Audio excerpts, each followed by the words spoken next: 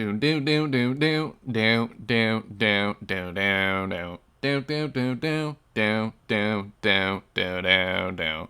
What's up, guys? Muzzafuzza here, back again for some more Black Ops 2 gameplay commentary. Oh my god, doesn't it feel amazing when you hear that? It might not. It might feel like shit. I don't know. I don't know if you what. I don't know what you. What do you want? What do you want from me? Do you want Call of Duty gameplay commentary? Because that's what I'm serving up hot right now for you.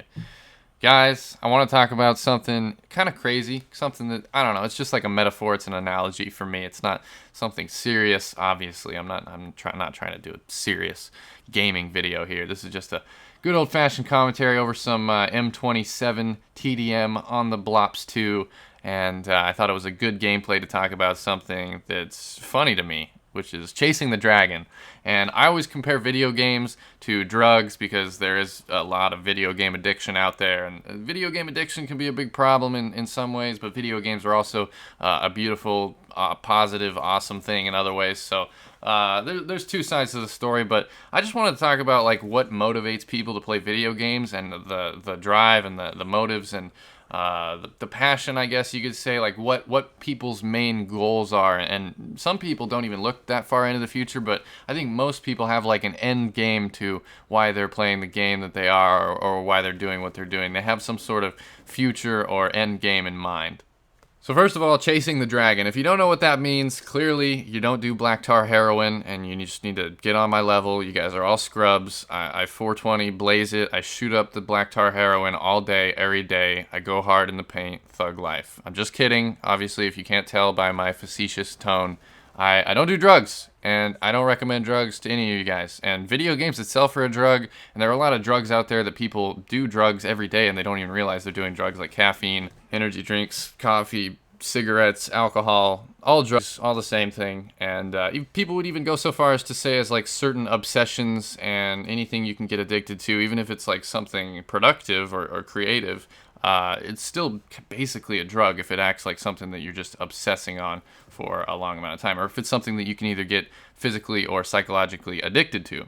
And South Park did the most perfect episode. Oh my god, I love South Park so much. I really don't watch TV very much anymore. I've been sticking with the internet for the past few years, but when I used to watch TV, South Park was my go-to show on Comedy Central, and they nailed it with this one episode about chasing the dragon, and they tie it in with Guitar Hero and video games and stuff, and it's perfect, it's epic, it's legendary. If you have the chance, go watch that episode of South Park. It's one of my favorites.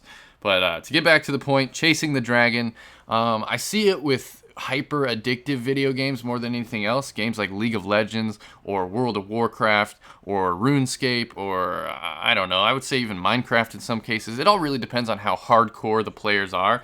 If you're playing a video game more than 8 hours a day, that's when you're bordering on like an obsession or some sort of a problem or some sort of escapism, and you might want to get that checked out. But any less than 8 hours a day, I mean, that's doing it when you got free time. But once you start sacrificing other things just to play your video game and get your fix, get that sweet satisfaction when you're shooting up those pixels into your arms, blasting off into space.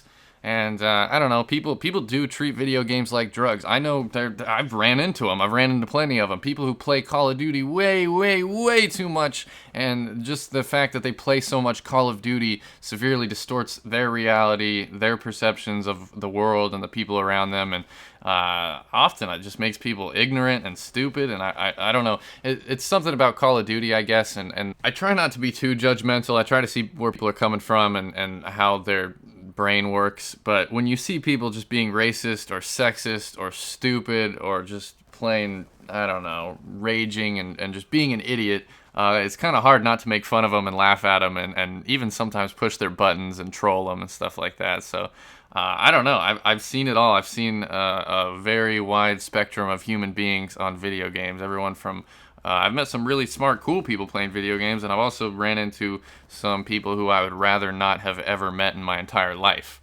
And that's kind of how it goes. But the last thing I want to do in this video is get preachy and tell people that they should play less video games or try to control people in any way. I wanted to let you guys know I'm not trying to control any of you guys. I'm not trying to make you even make better decisions. If you want to make bad decisions, if you want to play way more video games than you probably should. Honestly, I support that decision alone. I support full responsibility for yourself and personal responsibility. I think it's just kind of a libertarian idea, but you have the right, if you want to mess up your life completely, and nobody's going to stop you.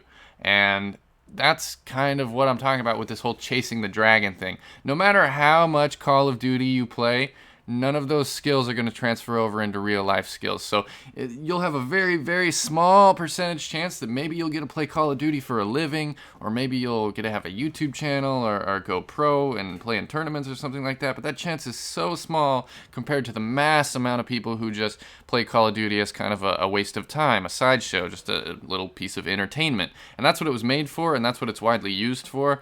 But a lot of people have these motivations and these ideas built up in their head of they're just going to chase that dragon, man. They're going to go hard all day, every day until they completely burn out. It's go big or go home for some people, and I don't know. I see through it. But that's the end of the game. Look at that SpongeBob emblem. Sweet baby Jesus. It looks awesome. It's like just a completely unamused SpongeBob face with the buck teeth. I love it. I still love Black Ops 2 to this day. I'm probably going to keep playing Black Ops 2 in my free time. But I don't know. I just thought I would give you this and give you guys some of my opinions and my thoughts about the motivations that people have for why they play video games and why they do the things that they do. So that's Chasing the Dragon. I hope you guys enjoyed. If you liked the video, support it. Check out all my links down below in the description. Thank you for watching, and I will see you guys next time.